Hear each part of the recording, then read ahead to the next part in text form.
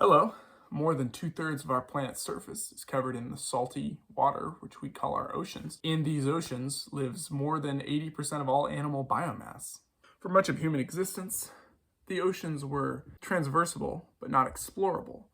We could travel across them, but we couldn't travel under them. Submarines were only invented in the 1600s, and the first submarine capable of outdiving human divers wouldn't come around until the 1860s. So until the last couple of centuries, we didn't really know that much about the world beneath the waves. And if you were watching this video, you were likely born in the 20th or 21st centuries. And in that time period, we've been able to discover new things about the oceans at a spectacularly faster rate than any time before in human history. Recently, I was reading up on whale falls, which is what we call it when whales die and sink to the ocean floor. And it turns out that these massive carcasses can host millions and millions of really unique life forms.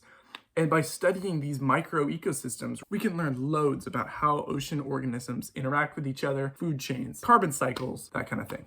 What particularly interested me was these whale falls serve as basically these massive collections of carbon in places where it's unlikely to enter the atmosphere anytime soon. This is fantastically important for our climate. When carbon collects in specific spots, it keeps it out of the atmosphere and helps to regulate global temperature. Mostly when we hear about carbon pools, we think of trees. Each tree absorbs many pounds of carbon every year through photosynthesis, and thus they're one of our most important allies in the fight against global warming. But other organisms absorb carbon as well, and whales, being huge, can absorb a lot. On average, a large whale absorbs over 30 tons of carbon in its lifetime. This actually means that every single whale, in terms of carbon taken out of the atmosphere, is equivalent to several thousand trees. And here we come across a horrifying truth, which everyone is aware of, but we all kind of try to ignore. Humans are the absolute masters of shooting themselves in the foot. Because even though whales are so fantastically important to our planet, even beyond their natural beauty and majesty, we slaughtered thousands of them in the 19th and 20th centuries. And by doing so, we massively reduced the ocean's ability to capture carbon and moderate the effect of fossil fuel emissions. One study estimates that through whaling, we reduced the total carbon storage capability of the populations of large baleen whales by 9.1 times 10 to the 6 tons of carbon. That is 1.4 times the mass of the Great Pyramid, or roughly as much carbon as would be saved by taking 2 million passenger vehicles off the US's roads for 1 year. And it gets worse.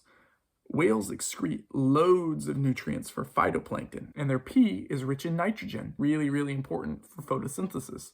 And that's how plants and phytoplankton generate energy to grow, and also how they contribute to helping slow climate change by absorbing CO2. And by nearly wiping out many species of large whales, humans cut out a crucial part of that symbiotic loop. We took whales out of the equation, meaning that the ocean had increasingly fewer resources for phytoplankton to live on, which in turn hurt other marine species which feed on phytoplankton, which includes krill, which is the primary food source for baleen whales. Fewer whales means less phytoplankton, which means less krill, which means fewer whales.